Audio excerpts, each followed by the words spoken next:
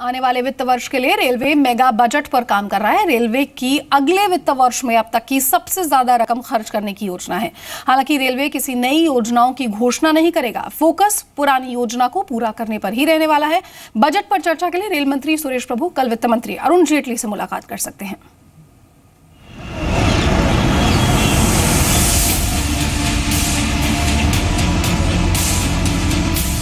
Rail budget को भले ही आम बजट में विलय कर दिया गया है, लेकिन रेलवे आने वाले साल के लिए मेगा बजट पर काम कर रहा है।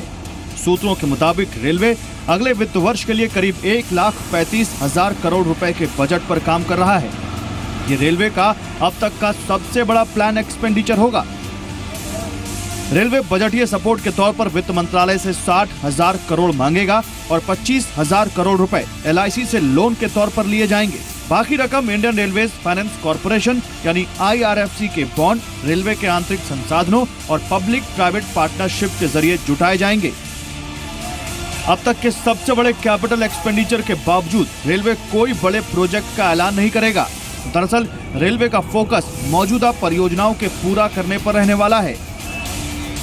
रेलवे 1,35,000 करोड़ के फंड का इस्तेमाल फ्रेट कॉरिडोर, कश्मीर और नॉर्थ ईस्ट से जुड़े कनेक्टिविटी प्रोग्राम में तेजी लाने पर खर्च करेगा।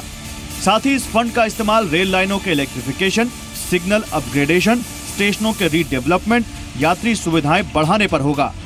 कोल फील्ड के करीब फ्रेट लाइंस के विस्तार और पोर्ट कनेक्टिविटी बढ़ाने पर भी मंत्रालय का फोकस होगा।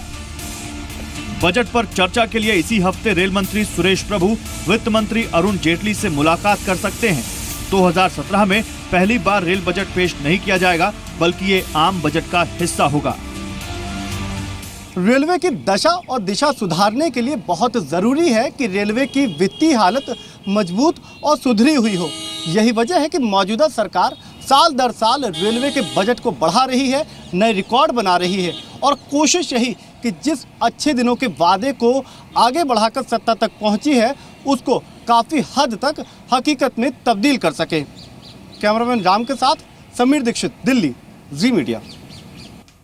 और अब एक अहम खबर, नीति आयोग की प्रधानमंत्री नरेंद्र मोदी के साथ जो बैठक हो रही थी वो अभी खत्म हुई है। हम आपको बता दें कि टेलीकॉम सचिव, IT सचिव, नीति आयोग के CEO और VC भी यहां पर मौजूद थे। नोटबंदी के बाद से नकदी की कमी पर फीडबैक प्रधानमंत्री नरेंद्र मोदी चाहते थे और उसी को लेकर नीति आयोग की ये बैठक हुई। मेरे साथ आलोक प्रदर्शी ज्यादा अपडेट के लिए जुड़ गए हैं। जी आलोक।